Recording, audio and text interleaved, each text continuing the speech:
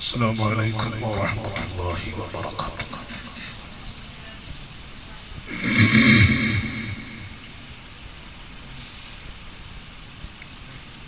أعوذ بالله من الشيطان الرجيم. بسم الله الرحمن الرحيم.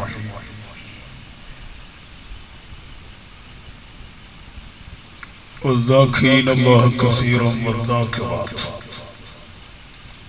أعد الله لهم مغفرة وأجرا عظيما. صدق الله مولانا العلي العظيم.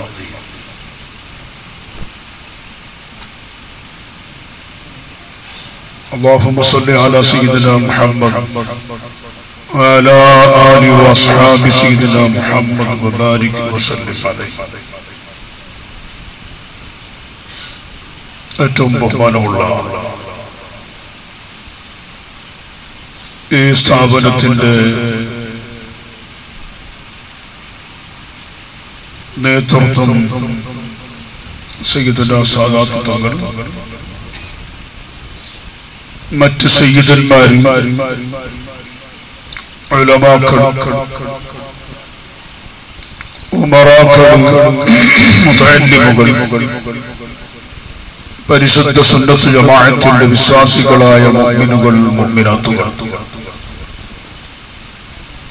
അല്ലാഹു സുബ്ഹാനഹു വ തആല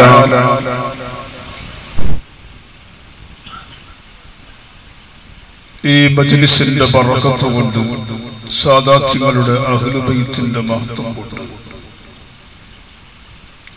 ഈ മുഹറം മാസത്തിന്റെ ഹുർമത്ത് കൊണ്ട് അല്ലാഹു നമ്മെ എല്ലാവരെയും, നമ്മുടെ കൂട്ടുകുടുംബങ്ങൾ, നമ്മുടെ എല്ലാ നല്ല കാര്യങ്ങളെ സഹായിക്കുന്ന, സഹകരിക്കുന്ന, നാട്ടിലും വിദേശ നാടുകളിലുമുള്ള മുഴുവൻ ആളുകളെയും അല്ലാഹുവിന്റെ അടുക്കൽ സ്വീകാര്യതയുള്ള, അല്ലാഹു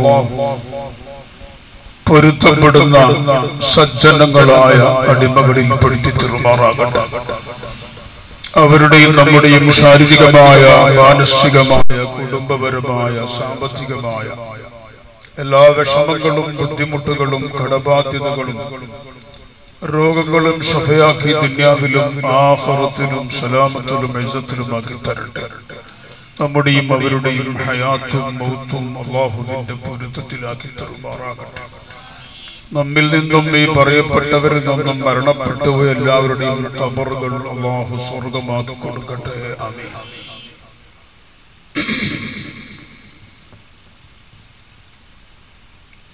ബഹുമാനികളെ, ഒരു വലിയ സദസ്സിന്റെ പ്രാരംഭമാണ്, തുടക്കമാണ്. നമുക്കറിയാം, ബഹുമാനപ്പെട്ട സാദാത്ത് തങ്ങളുടെ നേതൃത്വത്തിൽ ആരംഭിക്കുന്ന ഈ സ്ഥാപനവും മജ്ലിസും അത് വലിയൊരു സ്ഥാപനമായി, മജ്ലിസായി വളരും, ഉയരും എന്ന് എല്ലാവരും മനസ്സിലാക്കുകയും വിശ്വസിക്കുകയും ചെയ്യും.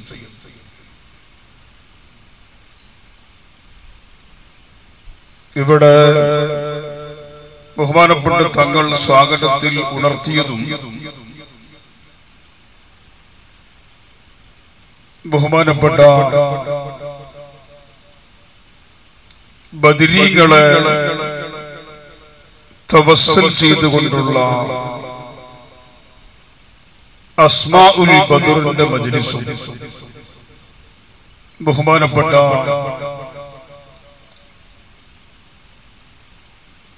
അബ്ദുല്ലാഹിൽ അദ്ദാദ് റളിയല്ലാഹു അൻഹുവിന്റെ അദ്ദാദ് റാത്തീബും ദുആയും ഇതാണ് പ്രധാനമായും ഈ മജ്ലിസിൽ ഉദ്ദേശിക്കുന്നത്. സാധാരണ സലാത്ത് മജ്ലിസ്, ദിക്ർ മജ്ലിസ് എന്നൊക്കെ പറഞ്ഞിട്ട് ഇങ്ങനെ തുടങ്ങിയാവോ തങ്ങൾ വിചാരിച്ചു അങ്ങനെ ഇപ്പൊ സലാത്ത് മജ്ലിസ് തുടങ്ങിയിട്ട് വേറെ ഏതെങ്കിലും ചില സലാത്ത് മജ്ലിസിന് അതിന് അഡ്ഡാവണ്ട, മറയാവണ്ട, വേറെ ഏതെങ്കിലും സലാത്ത് മജ്ലിസിന് അതിന് തടസ്സം വരണ്ട, അങ്ങനെ ഒന്നും വേണ്ട, ഞാൻ ഇങ്ങനെയാണ് ഉദ്ദേശിക്കുന്നത് എന്ന് ബഹുമാനപ്പെട്ടവരോട് നേരിട്ട് പറഞ്ഞു. അൽഹംദുലില്ലാഹ്, യഥാർത്ഥത്തിൽ ആ രണ്ട് വിഷയം തന്നെ വലിയ കാര്യമാണ്. പ്രത്യേകിച്ച് ഈ മുഹറം മാസം എന്ന് പറയുമ്പോൾ തന്നെ തങ്ങന്മാര് ഒരുപാട് മരണപ്പെട്ടു പോയ മാസമാണ് ഈ മുഹറം. എല്ലാ സയ്യിദന്മാരുടെയും നേതൃത്വമാണ് മഹാനായ ഹുസൈൻ റളിയല്ലാഹു അൻഹു കർബലയിൽ ഷഹീദാകുന്നത് ഈ റമദാൻ, ഈ മുഹറം മാസമാണ്.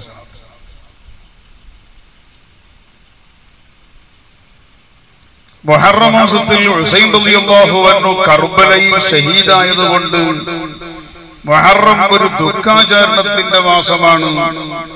ചില ആള് 10 കഴിയാതെ ഒന്നും ചെയ്യരുത് എന്നൊക്കെ പറഞ്ഞു. അശീഅത്തിന്റെ എന്തോ ഒരു ചെറിയ അംശം അറിയാതെ വന്നു നേരത്തെ കൂടിപ്പോയിട്ടുണ്ട്. ഇപ്പൊ കുറെ അത് മാറി മാറി ക്ലിയർ ആയിട്ടുണ്ട്.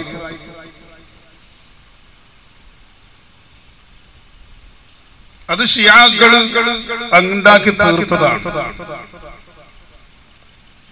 ഹുസൈൻ റളിയല്ലാഹു തആല അൻഹു വേണ്ടി ഞാൻ മരിക്കും എന്നൊക്കെ പറഞ്ഞു നെഞ്ചത്ത് ഇങ്ങനെ അടിച്ചിട്ട് ചിലപ്പോ പൊട്ടി രക്തം വന്നാലും ചോര വന്നാലും വീണാലും അറിയാത്ത ഷിയാക്കൾ യഥാർത്ഥത്തിൽ അതിന്റെ ദീനുമായിട്ട് ഒരു ബന്ധവും ഇല്ല. ഒറ്റ ചെറിയ ഉദാഹരണം ഞാൻ പറയാം. ഒരു റബീഉൽ അവ്വൽ 12 ഞാൻ പരിശുദ്ധ മദീനയിൽ ഉണ്ട്.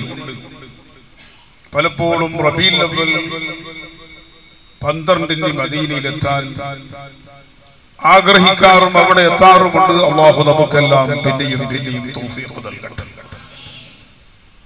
റബീഉൽ അവ്വൽ 12 മദീനയിൽ ഒരു സദസ്സ് നമ്മൾ ഒരുമിച്ച് കൂടുന്നത് തന്നെ അത് വലിയൊരു വിഷയമാണ്. ആശിഖീകളാലും മുഹബ്ബീങ്ങളാലും നിറയുന്ന ഒരു സദസ്സാണ് മദീനയിൽ റബീഉൽ അവ്വൽ 12. ഞാൻ ഓർമ്മപ്പെടുത്തുന്നത് അങ്ങനെ റബീഉൽ അവ്വൽ 12 രാവിലെ ഒരു 9 മണിക്ക് ജന്നത്തുൽ ബഖീയിൽ സിയാറത്തിന് പോകുമ്പോൾ പട്ടാളക്കാരി തോക്ക് ഇങ്ങനെ പിടിച്ചിട്ട് ആളുകളെ ഇങ്ങനെ കടത്തി അകത്തു പോയി നോക്കുമ്പോൾ ആ പരിസരം മുഴുവനും പട്ടാളക്കാരെ കൊണ്ട് നിറഞ്ഞിട്ടുണ്ട്. അപ്പോൾ ഒരു മലയാളിയായ ഒരാള്, മലയാളികളെ കാണുമ്പോൾ എവിടെയും അറിയും, നമ്മൾ ഈയുടെ ഭാഗത്തുള്ളവരെ അറിയും. ഞാൻ ചോദിച്ചെന്താണ് സംഭവം. അപ്പോൾ അവർ പറഞ്ഞു, ഇവിടെ ഒരു 10-25ഓളം ഷിയാക്കള് കൂട്ടമായി കടന്നു വന്നിട്ടുണ്ട്. സുബ്ഹാനല്ലാഹ്. പറയാൻ ഭയക്കുന്നു. മഹാനായ ഹുസൈൻ റളിയല്ലാഹു അൻഹു, ബഹുമാനപ്പെട്ട ഉസ്മാൻ ഇബ്നു അഫ്ഫാൻ റളിയല്ലാഹു അൻഹുവിന്റെ മഖ്ബറിന്റെ അടുത്ത് നിന്നുകൊണ്ട് മൂത്രമൊഴിച്ചു. കണ്ടോ നമ്മൾ ചില ആളുകൾ ബിദ്അത്ത് അത്രയൊന്നും സ്ട്രോങ് ആക്കേണ്ടതില്ല. ഷിയാക്കൾ ഹുസൈൻ റളിയല്ലാഹു അൻഹുവിന്റെ ആളുകളല്ലേ, അലി റളിയല്ലാഹു അൻഹുവിന്റെയും ഹുസൈൻ റളിയല്ലാഹു അൻഹുവിന്റെയും ഫാത്തിമ ബീവിയുടെയും ആളുകളല്ലേ എന്നൊക്കെ പറഞ്ഞിട്ടുണ്ട്. അത് ചെറിയ വിഷയമായിട്ട് കാണുന്നു. അങ്ങനെ ഉസ്മാൻ ഇബ്നു അഫ്ഫാൻ റളിയല്ലാഹു അൻഹുവിന്റെ ഖബറിലേക്ക്, ആ ഖബർസ്ഥാനിലേക്ക് മൂത്രമൊഴിച്ചപ്പോ ആ മൂത്രമൊഴിച്ച ആളുകൾ അപ്പം തന്നെ പോലീസ് വന്ന് വെടിവെച്ചു, പിടിച്ചുകൊണ്ടുപോയി എന്ന് പറഞ്ഞു. ഞാൻ പറയുന്നത് ഈ ശിയഅത്തിന്റെ ചെറിയ ചെറിയ അംശങ്ങൾ പണ്ടൊക്കെ നമ്മളെ വീട്ടിൽ പഴയ കാലത്ത് വീട്ടിന്റെ ഉള്ളിൽ പൊര കുടിയാന സമയത്ത്, വീടൊക്കളാന സമയത്ത്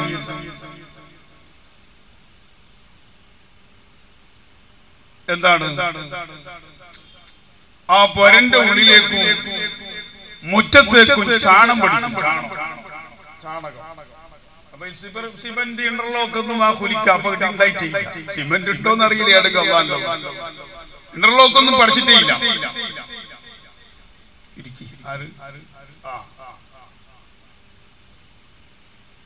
ഈ ചാണം പഠിക്കും മുറ്റത്തേക്ക്, നല്ല ചാണം.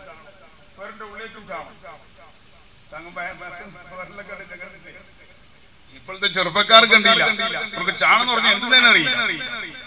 കാരണം പോരിയുമില്ല, പശുവില്ല, ചാണകമില്ല, ആലയില്ല, ഷെട്ടുമില്ല. പിന്നെ കാണുന്ന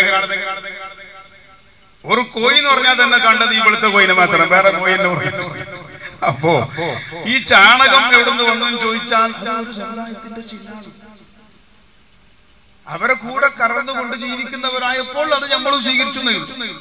അങ്ങനെ വന്നത് ഇരിക്കട്ടെ. ഞാൻ പറഞ്ഞു വരുന്നത് ബഹുമാനപ്പെട്ട ഹുസൈൻ റളിയല്ലാഹു അൻഹുവിനെ ഈ മുഹറം മാസം 10 ദീനിന്റെ അകത്ത് ഭരണാധികാരികളുടെ അധികാരത്തിന്റെ കാരണം കൊണ്ട് ഷഹീദാക്കപ്പെട്ടു. ഹുസൈൻ റളിയല്ലാഹു അൻഹുവിന്റെ ദറജ അല്ലാഹു ഏറ്റി കൊടുക്കട്ടെ. ആ പൂമുത്ത മുഖം അല്ലാഹുവിന്റെ സ്വർഗ്ഗത്തിൽ കാണാൻ എല്ലാവരും അർഹരാക്കി തരട്ടെ.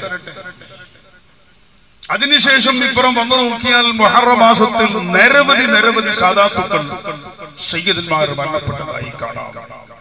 അക്കൂട്ടത്തിലാണ് ബഹുമാനപ്പെട്ട ഖുറത്തു സാദാത്ത് സയ്യിദ് ഫളൽ കോയമ്പത്തങ്ങൾ ഖൂറത്ത് തങ്ങൾ മുഹറം 1 വഫാത്താകുന്നു.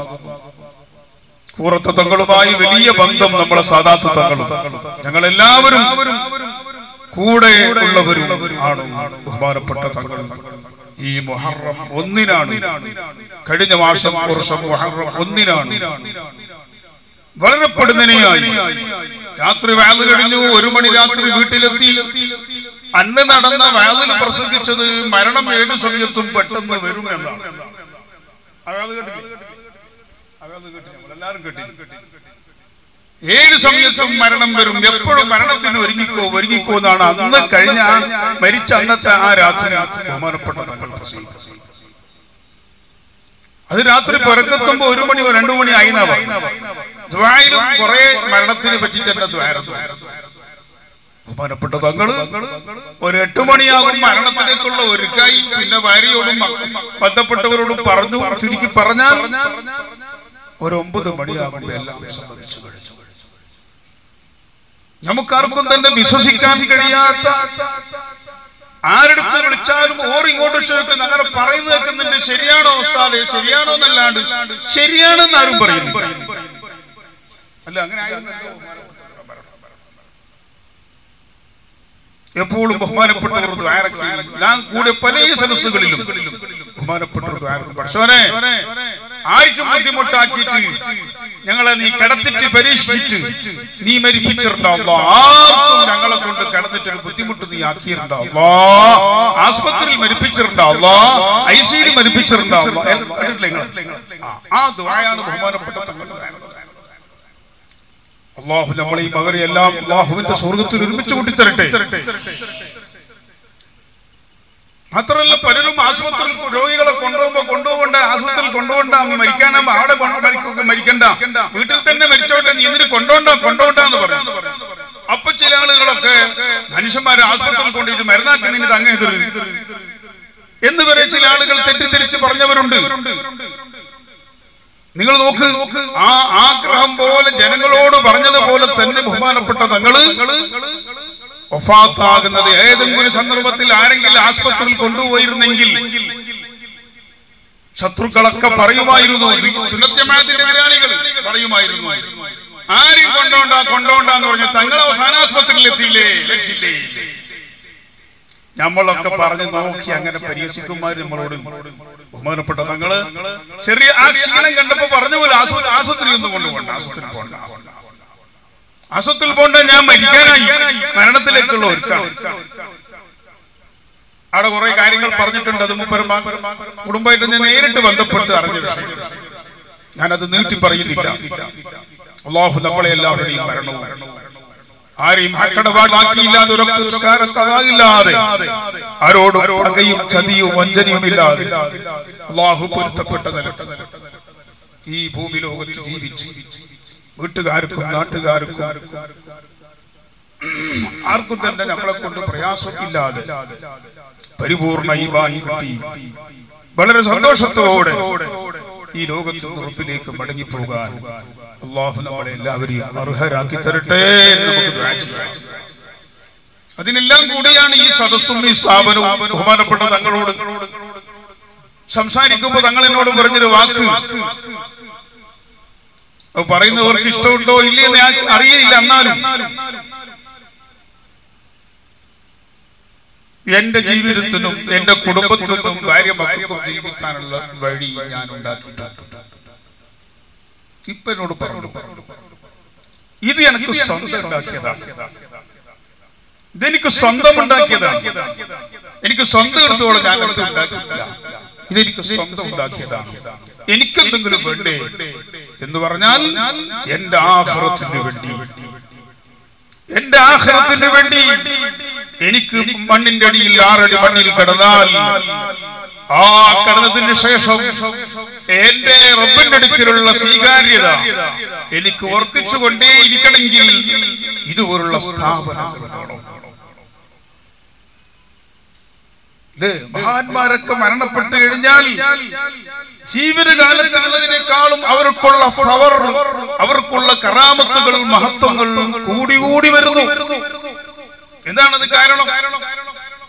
അവരുടെ ഉണ്ടാക്കി വെച്ച അല്ലാഹുവിന്റെ പരിശുദ്ധ ദീനിന്റെ സ്ഥാപനങ്ങൾ, ആ സ്ഥാപനത്തിൽ പഠിക്കുന്ന മുതഅല്ലിമീങ്ങൾ അവർ വലിയ അലിമികളായി, അവർക്ക് ശിഷ്യന്മാരായി, അങ്ങനെ ഈ ലോകത്ത് അല്ലാഹുവിന്റെ ദീനിന്റെ ഇൽമ് എത്ര കണ്ട് പരക്കുന്നു അതനുസരിച്ച് ഇതിന്റെ എല്ലാം പ്രതിഫലത്തിന്റെ ഒരു ഭാഗം ഈ മരിച്ചു കിടക്കുന്ന ഈ സ്ഥാപനം ഉണ്ടാക്കിയ സ്ഥാപിച്ച ഇതിനു വേണ്ടി സഹായിച്ച സഹകരിച്ചവരെ ഖബറിലേക്ക് അല്ലാഹു കൊടുത്തുകൊണ്ടിരിക്കുന്നു. ഹദീസിൽ കാണാം, ചില ആളുകൾ ആഖിറത്തിലെത്തി നോക്കുമ്പോൾ അവരുടെ മുമ്പിൽ അമലിന്റെ ഇബാദത്തിന്റെ അവരുടെ അമലിന്റെ വലിയ പർവ്വതം, വലിയ ഗുഡ തന്നെ കാണാം, വലിയ പർവ്വതം, മലകൾ, പർവ്വതങ്ങൾ കാണാം, അത്ര വലിയ പ്രതിഫലം. ഇതെല്ലാം നിന്റേതാണെന്ന് അല്ലാഹു റബ്ബിന്റെ കോടതി എന്ന് പറയുമ്പോൾ ഈ അടിമ റബ്ബിനോട് ചോദിച്ചു, റബ്ബേ നീ എന്നെ പരിഹസിക്കുകയാണോ അല്ലാഹ്? നീ എന്നെ പരിഹസിക്കുകയാണോ അല്ലാഹ്? ഇത്ര വലിയ പ്രതിഫലം കിട്ടാനുള്ള അമല് ഞാനൊന്നും ചെയ്തിട്ടില്ല, എന്റെ കയ്യിൽ അങ്ങനെ അമലൊന്നും ഞാൻ ചെയ്തിട്ടില്ല റബ്ബേ, ഇതെല്ലാം എന്റെ അമലാകാൻ പറ്റിയില്ല, ഇത്ര വലിയ പ്രവർത്തനമൊന്നും ഞാൻ ചെയ്തിട്ടില്ല എന്ന് പരിശോധിച്ച് പറയുമ്പോൾ പ്രിയപ്പെട്ടവരെ, റബ്ബിന്റെ വാഗ്ദത്ത മറുപടി എന്താണ്? നീ ചെയ്ത ചെറിയ അമൽ അതിവിടെ ഭൂമി ലോകത്ത് വളർന്ന് ആ നിന്റെ അമലിനെ വളർത്തി ഹദീസിൽ കാണാം ഒരു ചെറിയ ആട്ടിൻകുട്ടിനെ വളർത്തി അത് വലിയ കുഞ്ഞ് ആകുന്നത് പോലെ നിന്റെ അമലിനെ വളർത്തി നീ ഈ കോടതിക്ക് വരുമ്പോൾ ഈ കാണുന്ന നിലക്ക് നിന്റെ അമൽ വളർന്നിട്ടുണ്ട്. അല്ലാഹു ആ നിലക്ക് നമ്മളെ എല്ലാവരെയും കബൂൽ ചെയ്യുമാറാകട്ടെ. താഹിർ ലഹദൽ തങ്ങൾ 54 വയസ്സ് തങ്ങൾ മരിച്ചിട്ടിപ്പോ 10ാമത്തെ കഴിഞ്ഞു. തങ്ങൾക്കും എനിക്കും ഒരേ വയസ്സായി, ഒരു വയസ്സെങ്കിലും എനിക്ക് കൊടുക്കും. ബഹുമാനപ്പെട്ട തങ്ങൾ 10 വർഷം മുമ്പ് തന്നെ ഇവിടെ യാത്ര തിരിഞ്ഞു പോയി. പക്ഷെ അവരൊക്കെ മരിച്ചു പോകുമ്പോ നിങ്ങൾ കണ്ടോ, ദീനിന്റെ വലിയ സ്ഥാപനമുണ്ടാക്കി ആയിരക്കണക്കിന് ആലിമീങ്ങൾ ആ സ്ഥാപനത്തെ മുതഅല്ലിമീങ്ങളായി അല്ലാഹുവിന്റെ ദീൻ പഠിക്കുന്ന കുടുംബിനികളായ പെൺകുട്ടികൾ അവരും ഇവരും പഠിച്ചു.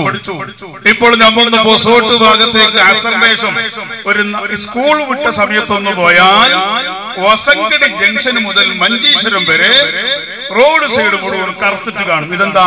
ഈ കറുത്ത പർദ്ദ ധരിച്ച പെൺകുട്ടികൾ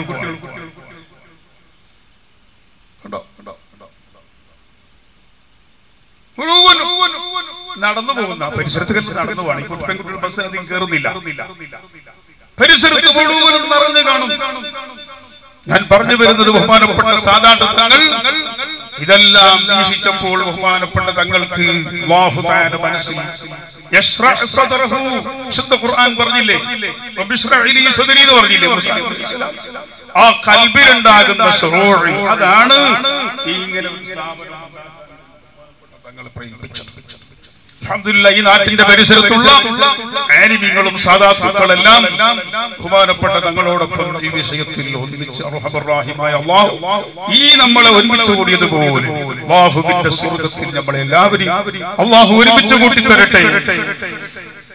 നമ്മുടെ മഹത്തുക്കളൊക്കെ അങ്ങനെയാണ്. മഹാനായ റഈസുൽ മുഹഖഖീൻ കണ്ണിയത്ത് ഉസ്താദ് അല്ലാഹു ദറജ ഉയർത്തി കൊടുക്കട്ടെ. ജാമിയ സഅദി എനിക്ക് സനദ് എന്നത് കണ്ണിയത്ത് ഉസ്താദാണ്. എന്റെ സനദാന പ്രസംഗം നടത്തിയത് മഹാനായ ശംസുൽ ഉലമ ഓറാണ്. അല്ലാഹു അവരെല്ലാം ദറജ ഉയർത്തി കൊടുക്കട്ടെ. ആ മുഖങ്ങളൊക്കെ സ്വർഗ്ഗത്തിൽ വെച്ച് കാണാൻ അല്ലാഹു നമുക്ക് ഭാഗ്യം നൽകട്ടെ. അവരിപ്പോ കണ്ണിയത്ത് ഉസ്താദിന്റെ ശിഷ്യന്മാർ എത്ര ആയിരങ്ങൾ പതിനായിരങ്ങൾ ഉണ്ടാവില്ല. മഹാനായ ശംസുൽ ഉലമയുടെ ശിഷ്യന്മാർ എന്റെ ദർസിലെ 5 കൊല്ലത്തെ ഉസ്താദ് മഹാനായ ശംസുൽ ഉലമയുടെ ശിഷ്യനാണ്. തളിപ്പറമ്പ് കുഞ്ഞഹമ്മദ് ബാഖവി ഉസ്താദ്. അതിനു മുമ്പ് 4 കൊല്ലത്തെ ഉസ്താദ് അബ്ദുള്ള ഫൈസി ഉസ്താദ്. അത് പട്ടിക്കാട് വെച്ച് ശംസുൽ ഉലമയുടെ അടുത്ത് പഠിച്ചു. എന്റെ 2 ഉസ്താദിന്റെ ഉസ്താദ് മഹാനായ ശംസുൽ ഉലമയാണ്. ഇങ്ങനെ ശംസുൽ ഉലമയുടെ ശിഷ്യന്മാർ എത്ര ആയിരങ്ങൾ പതിനായിരങ്ങളില്ലേ? കണ്ണിയത്ത് ഉസ്താദിന്റെ ഇല്ലേ? ബഹുമാനപ്പെട്ട ഉള്ളാളത്തോളം ആ ശിഷ്യന്മാരില്ലേ? തഅദീൽ ഉലമയുടെ ശിഷ്യന്മാരില്ലേ? കണ്ണിയത്ത് ബഹുമാനപ്പെട്ട ഘോഷോട്ട് തങ്ങളുടെ താഹിർ തങ്ങളുടെ ഇതന്നെയാണ് അവർ ആഖിറത്തിലേക്കുള്ള സമ്പത്ത് ഒരുക്കം. അതാണ് ബഹുമാനപ്പെട്ട സാദാത്തുകളും ചിന്തിച്ചു. അങ്ങനെയാണല്ലോ ഉമർ ഇബ്നു ഖത്താബ് റളിയല്ലാഹു അൻഹു തന്റെ ഖിലാഫത്ത് ഏറ്റെടുത്ത ഉടനെ ഒരാളെ ശമ്പളത്തിന് നിശ്ചയിച്ചു. എന്താ അയാളുടെ ഡ്യൂട്ടി? അയാളുടെ ഡ്യൂട്ടി രാവിലെയും വൈകുന്നേരം ഉമർ ഇബ്നു ഖത്താബിന്റെ മുമ്പിൽ വരണം, അമീറുൽ മുഅ്മിനീന്റെ മുമ്പിൽ വരണം. വന്നിട്ട് പറയണം, യാ ഉമർ ഇബ്നുൽ ഖത്താബ്, ഉമർ ഇബ്നുൽ ഖത്താബ് തങ്ങളെ, ഖദ് ഖറബ മൗതുക, നിങ്ങളെ മരണം അടുത്തുപോയി എന്ന് പറയണം. ദട്ട ഡ്യൂട്ടി. ഇടക്കിടക്ക് വന്നിട്ട് പറയണം രാവിലെ വൈകുന്നേരം നിങ്ങളെ മരണം അടുത്തുപോയി എന്ന് പറയണം. ഇതാണ് ഡ്യൂട്ടി. അതിന് ശമ്പളം കൊടുക്കണം. നിങ്ങളതാണ് ശമ്പളം.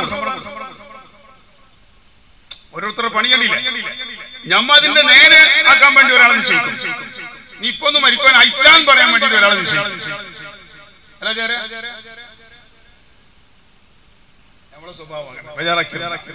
ഒരു പള്ളിയിൽ മരിക്കാനായി എന്താ എപ്പോഴും മരണത്തിന് കാക്കുന്ന അയാൾക്ക് ഞങ്ങളെ മരിക്കണം ആശ ഉണ്ടാകും. അയാളെന്താ അങ്ങനത്തെ മരണത്തിന്റെ വിഷയം പറഞ്ഞിട്ടുണ്ട്? മരിക്കുന്ന വിഷയം പറഞ്ഞുകൂടാ, മറ്റും പറഞ്ഞ ഉപദേശിക്കും. നീ മരിച്ചു പോകുന്നിട്ട് പറഞ്ഞ കണക്കായി പിന്നെ പണി പോയി. സംഗതി 100% അത് പറഞ്ഞ ശരിയാണ്, വെച്ചു തന്നെ. പക്ഷെ അത് പറഞ്ഞുകൂടാ. ഉമർ ഇബ്നു ഖത്താബ് റളിയല്ലാഹു അൻഹു നിശ്ചയിച്ചത് നീ നിങ്ങളെ മരണം അടുത്തെന്ന് പറയാൻ പറ്റില്ല. അങ്ങനെ പറഞ്ഞുകൊണ്ടേ ഉണ്ടായിരുന്നു. ബഹുമാനപ്പെട്ട തങ്ങൾ ഇത് ചിന്തിക്കാനും ഞങ്ങളൊക്കെ ചിന്തിക്കാൻ കാരണം അത് ഓർമ്മപ്പെടുത്തുന്നത് പെട്ടെന്ന് പറഞ്ഞു, നിനക്ക് ഡ്യൂട്ടി ഇല്ല, കലാസ് നീ പോയിക്കോ, എനിക്ക് പണിയില്ല, നിന്റെ പണി പോയിക്കോ, എനിക്ക് പണിയില്ല. എന്തേ? അപ്പൊ ബഹുമാനപ്പെട്ടു പറയാണ്, എന്റെ താടിന്റെ ഇടക്കിടക്ക് നിനക്ക് പണി, നിന്റെ പറച്ചല് വേണ്ട. എന്റെ താടിയും മുടിയൊക്കെ നിരക്കാൻ തുടങ്ങിയിട്ടുണ്ട്, വെളുപ്പ് പോയിട്ട് കറുപ്പ് വരാൻ തുടങ്ങിയിട്ടുണ്ട്. ഇനി നീ പറയണ്ട, ഈ നിര തന്നെ എന്നെ ഓർമ്മപ്പെടുത്തുന്നു, മരണപ്പെടുത്തു പോയി. ആ താടി മുടിയൊക്കെ നിരച്ച മുമ്പുള്ള ടെമ്പർ ആരും കാണിക്കരുത്. നമ്മൾ കാക്കട്ടെ. എന്റെ വിഷയം തന്നെ ഞാൻ ആദ്യം പറഞ്ഞു. ഇത് നിരച്ച പിന്നെ പഴയ ടെമ്പർ ഞമ്മാരും ആക്കണ്ട. അടയാളം കണ്ടിട്ടായി, സിഗ്നൽ ആയിട്ടായി. ട്രെയിന് വരാനാകുമ്പോ പണ്ടൊക്കെ ഗേറ്റ് എടുത്ത് സിഗ്നൽ കാണും. അതുപോലെ നമ്മളൊക്കെ സിഗ്നൽ കണ്ടിട്ടായി. ഇനിയിപ്പൊ ട്രെയിന് വരും, ഇപ്പൊ ട്രെയിന് വരുന്ന കാത്തുകൊണ്ടേ ഇരിക്കണം. പഴയ ടെമ്പർ കാണിക്കണം. അത് ആലിമികളാവട്ടെ, തങ്ങന്മാരാവട്ടെ, ഉബറാക്കളാകട്ടെ, പണക്കാരനാവട്ടെ, എവനായിരുന്നാലും ശരി, അഷ്റഫുൽ ഖൽഖ് റസൂലുള്ളാഹി തങ്ങൾ പഠിപ്പിച്ചു, ഈ നേര അത് മരണത്തിന്റെ അടയാളമാണ്. ബഹുമാനപ്പെട്ട സാരത്തങ്ങൾക്കും അല്ലാഹു ആഫിയത്തുള്ള ദീർഘായുസ്സ് കൊടുക്കട്ടെ. ഇടക്കിടക്ക് മുടി താടിയൊക്കെ നേർച്ചപ്പോ ബഹുമാനപ്പെട്ട തങ്ങളും ചിന്തിച്ച്, എനിക്കിപ്പോ ഇത് വലിയ ഗ്യാരണ്ടിന്റെ കാര്യമില്ല, എനിക്ക് എന്തെങ്കിലും ആക്കിയിട്ട് വെച്ചിട്ട് പോകണം, വെച്ചിട്ട് പെട്ടെന്ന് പോകണ്ട. അല്ലാഹു ആഫിയത്തുള്ള ദീർഘായുസ്സ് കൊടുക്കട്ടെ. അല്ലേ? സംഗതി ചിന്തിച്ചു. മഹാനായ നൂറുൽ ഉലമ ചിന്തിച്ചു, നമ്മുടെ മഹത്തുക്കളൊക്കെ ചിന്തിച്ചു. മഹാനായ ഉസ്താദ് ചിന്തിച്ചു, അങ്ങനെ ആലിമീങ്ങൾ എല്ലാവരും ചിന്തിച്ചു. നമ്മളെ കുമ്പള കാസിം മൗലാവി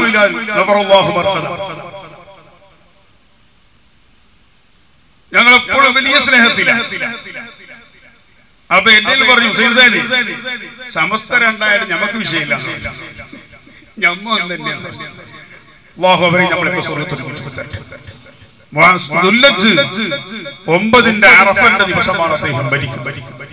എന്നോട് കണ്ടപ്പോൾ പറഞ്ഞ വസിയത്തായിരുന്നു മുമ്പ്, ഞാൻ മരിച്ചു എന്ന് പറഞ്ഞാൽ നിങ്ങൾ എനിക്ക് വേണ്ടി ദുആ ചെയ്യണം, എനിക്ക് ആസിയോട് ദുആ ചെയ്യണം. പെരുന്നാളിന്റെ രാത്രിയാണ് കാസിം ഉസ്താദിന്റെ ജനാസ മരണമടക്കം. ഞാൻ കേസീറോടുന്ന് അല്ലാഹു സാക്ഷി പെരുന്നാൾ നിസ്കാരം കഴിഞ്ഞ് നേരെ പോയത് കാസിം ഉസ്താദിന്റെ ഇമാം ഷാഫി എന്ന് പറയുന്ന ആ സ്ഥാപനം. ആരും ബോധ്യപ്പെടുത്താനല്ല, ആ കാര്യം ബോധ്യപ്പെടുത്തേണ്ട ആവശ്യമില്ല. ഞാൻ ആരങ്ങനെ കഞ്ഞി കുടിച്ചിട്ട് ജീവിക്കുന്നുമില്ല. എന്റെ മത്തിയും കഞ്ഞിയെല്ലാം കുടിച്ചിട്ടാണ് ഞാൻ ജീവിക്കുന്നത്. അത് അങ്ങനെ ജീവിച്ചാലും മതി. അതിന്റെ എന്തും ആരും ബോധ്യപ്പെടുത്തിയിട്ട് ആരെയും സമാക്കിയിട്ട് ഒപ്പിച്ചിട്ട് അങ്ങനത്തെ പരിപാടിയുടെ ആവശ്യം വരുത്തിയിട്ടേ ഇല്ല.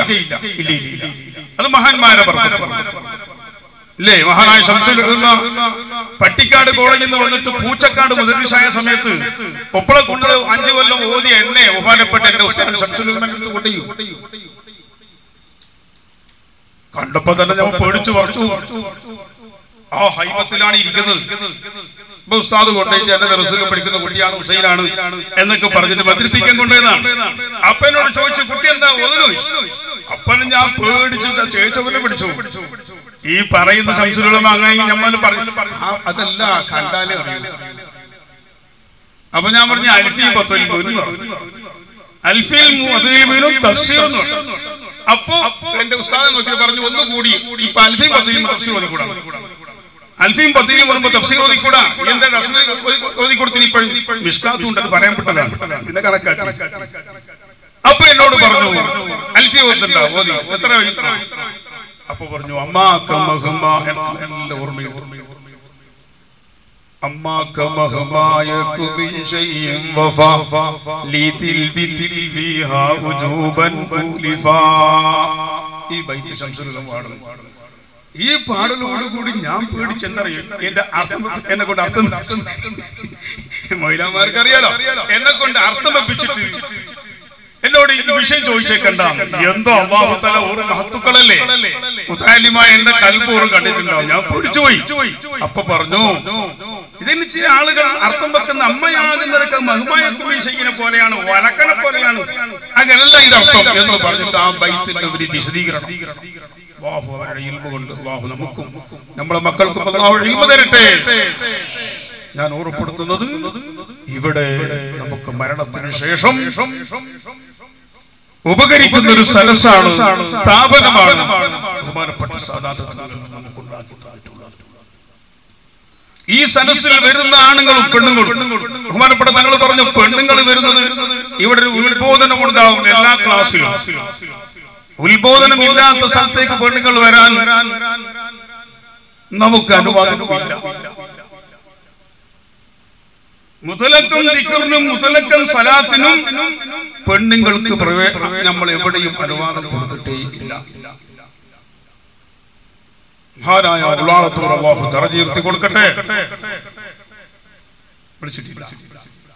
ഉള്ളാളത്തൂർ ഉത്ബോധനങ്ങൾ ഒരു പരിപാടിക്ക് ഉള്ളാളത്ത് ഓരോ റൂമെന്ന് ഞാനും അവിടെ പോയിട്ട് വേറെന്ന് പോവാന്ന് പറഞ്ഞ് ഒളിച്ചു പിടിച്ചോട്ട് പോകുമ്പോ ബഹുമാനപ്പെട്ട മർഹൂം ടി.എച്ച്. ഉസ്താദ് അല്ലാഹു ഖബർ സ്വർഗ്ഗമാക്കി അല്ലാഹു ദറജ ഉയർത്തി കൊടുക്കട്ടെ. കർണാടക അറിയുന്ന ആളാണ് ടി.എച്ച്. ഉസ്താദ്. എല്ലാവരും ആ ടി.എച്ച്. ഉസ്താദ് ദ്വാരക്കുന്നുണ്ട്.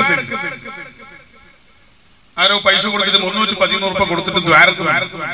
ആ ദ്വാ കേൾക്കുമ്പോ തന്നെ എന്നോട് പറഞ്ഞു, അതാ ഇബ്രാഹിം മൗലാനി കണ്ടോ, അയാളോട് ആരാ മലയാളത്തിൽ ദ്വാരക്കം പറഞ്ഞു?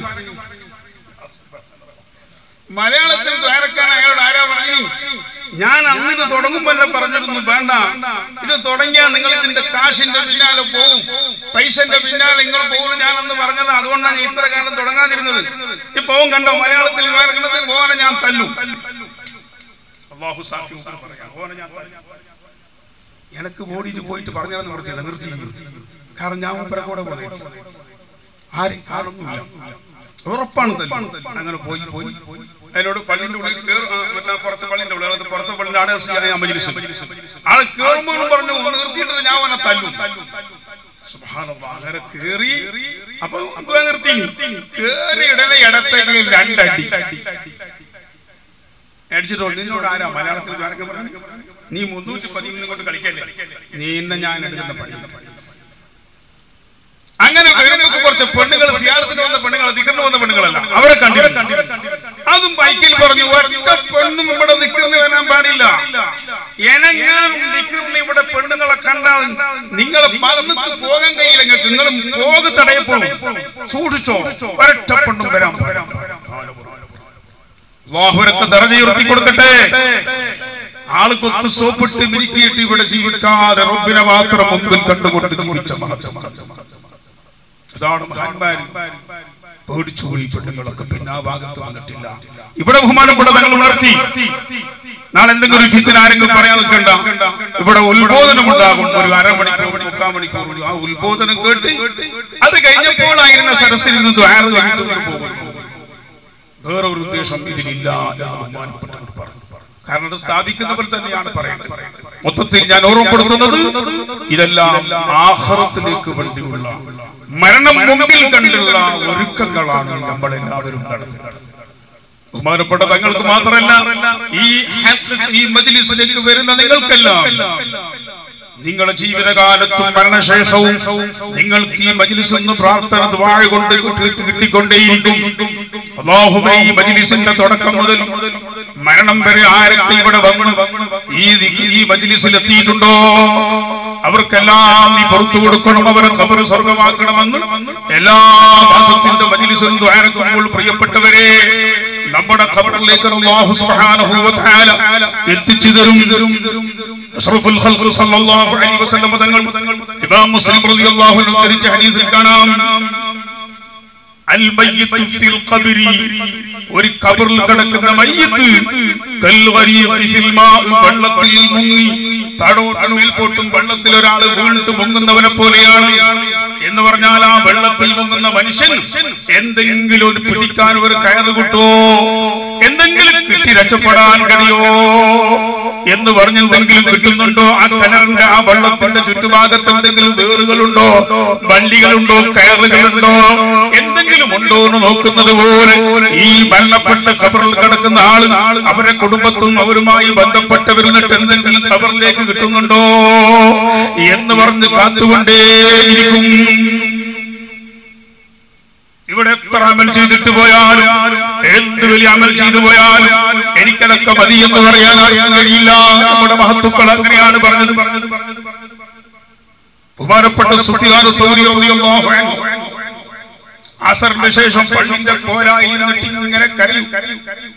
എന്തോ പറഞ്ഞുകൊണ്ട് പൊട്ടി പൊട്ടി കരഞ്ഞിട്ട് ഈ കണ്ണിൽ ഇങ്ങനെ വെള്ളം ഒഴിച്ചു, മക്കളെ അലിനിങ്ങളെ ഞമ്മയെപ്പോഴും അല്ലാഹുവിനെ അറിഞ്ഞിട്ട് കരയുന്ന റബ്ബിനെ ഓർമ്മിച്ചിട്ട് കണ്ണുനീരന്റെയും നിങ്ങളെയും കണ്ണുന്നു പോയിട്ടുണ്ടോ, പോകുന്നുണ്ടോ?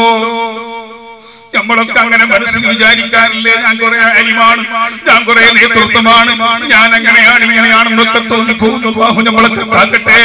പക്ഷേ സുഫിയാനു സൗരി റളിയല്ലാഹു അൻഹു അസറിന്റെ ശേഷം വലിയ പണ്ഡിതനാണ്. അഞ്ചാമത്തെ ഒരു മദ്ഹബ് ഇവിടെ ഉണ്ടാകണമെങ്കിൽ സുഫിയാനു സൗരിന്റെ മദ്ഹബ് ഉണ്ടാകണമായിരുന്നു. അത്ര വലിയ അലിമാണ്. 10 ലക്ഷം ഹദീസുകൾ മനഃപാഠമാക്കിയ എല്ലാ ഫിഖഹിന്റെ മസ്അലകളും അറിയുന്ന ആ വലിയ പണ്ഡിതനായ സുഫിയാനു സൗരി റളിയല്ലാഹു അൻഹു അസറിന്റെ ശേഷം ഒരു മൂലയിൽ ഇങ്ങനെ അദ്ദേഹത്തിന്റെ കവിൾ തടങ്ങളിൽ വെള്ളം പോയതിന്റെ അടയാളം കാണുന്നു. ബഹുമാനപ്പെട്ടവരെന്തേ ദുആരക്കുന്നത്, എന്തേ കരഞ്ഞുകൊണ്ട് പറയുന്നത്, അല്ലാഹുമ്മ ഇന്നി അസ്അലുക ഹുസ്നൽ ഖാതിമത്തി വഅഊദു ബിക മിൻ സൂഇഹാ. ഇതാണ് ബഹുമാനപ്പെട്ട സുഫിയാൻ റളിയല്ലാഹു അൻഹു കരഞ്ഞു ദുആരക്കുന്നത്. അല്ലാഹുമ്മ റബ്ബേ ഇന്നി അസ്അലുക ഹുസ്നൽ ഖാതിമ, എന്റെ അവസാനം നീ ഒന്നും നന്നാക്കി തരണം, എന്റെ ആഖിബത്ത് നന്നാക്കി തരണം, എനിക്ക് ഹുസ്നുൽ ഖാതിമത്ത് കിട്ടണം, എനിക്ക് മരിക്കുന്ന സമയത്ത് പൂർണ്ണമായ ഈമാൻ കിട്ടി നന്നായി മരിക്കാൻ കഴിയണം. ഹുസ്നുൽ ഖാത്തിമത്ത് മരണത്തിന്റെ സമയത്തുള്ള ആ നന്മ എനിക്ക് നീ തരണം അല്ലാഹ്. വഅഊദു ബിക മിൻ സൂഇഹാ, മരണത്തിന്റെ സമയത്ത് എന്റെ ആ മരണം മോശമായ മരണമാകാതിരിക്കാൻ വേണ്ടി, ആ മോശമായ ചീത്തയായ ആഖിബത്ത് മോശമായ മരണമാകാതിരിക്കാൻ വേണ്ടി റബ്ബേ നിന്നോട് ഞാൻ കാവലിനെ തേടുന്നു. ഹുസ്നുൽ ഖാത്തിമത്ത് ചോദിക്കുന്നു, സൂഉൽ ഖാത്തിമത്തിനെ തൊട്ട് നിന്നോട് കാവലിനെ തേടുന്നു. ഇത് പറഞ്ഞുകൊണ്ടാണ് കരഞ്ഞു കരഞ്ഞു കരഞ്ഞു അവിടത്തെ കണ്ണിന് വെള്ളം പോയി. ആ കവിൽ തടങ്ങൾ അടയാളം കാണാം.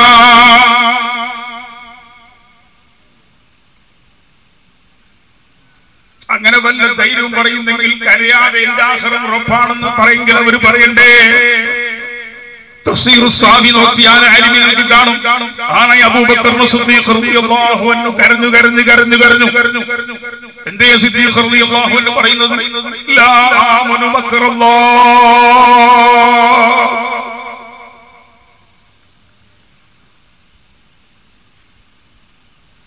അല്ലാഹുവിന്റെ ശിക്ഷ ഞാൻ നിർഭയനാകുന്നില്ല. എനിക്ക് അല്ലാഹു എന്നെ ശിക്ഷിക്കൂല, ഞാൻ രക്ഷപ്പെട്ടെന്ന് പറയാൻ കഴിയില്ല എന്ന് മഹാനായ സിദ്ദീഖ് റളിയല്ലാഹു അൻഹു പറഞ്ഞു. എന്റെ രണ്ട് കാലും റബ്ബിന്റെ സ്വർഗ്ഗത്തിലെത്തുന്നത് വരെ എനിക്ക് രക്ഷപ്പെടാൻ, എനിക്ക് ഞാൻ രക്ഷപ്പെട്ടു എന്ന് പറയാൻ കഴിയില്ല. അത് കേട്ടിട്ട്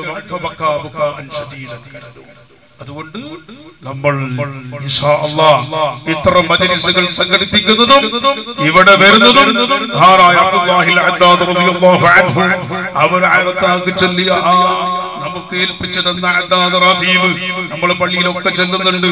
ആ റാത്തീബ് ഇവിടെ നടത്തുന്നതും ബഹുമാനപ്പെട്ട ബദരീകൾ, ആ ബദരീകളെ പേരിനെ ഓടുന്ന ആളുകൾക്ക് അവരുടെ ആഖിബത്ത് നന്നായി കിട്ടാനും, ബദരീകളെ പേരിനെ ഓടുന്ന ആളുകൾക്ക് ഒരു വിഷമവും പ്രയാസവും ദുനിയാവിൽ ജീവിക്കുമ്പോൾ വരൂല എന്നൊക്കെ മഹാന്മാർ പഠിപ്പിച്ചിട്ടുണ്ട്.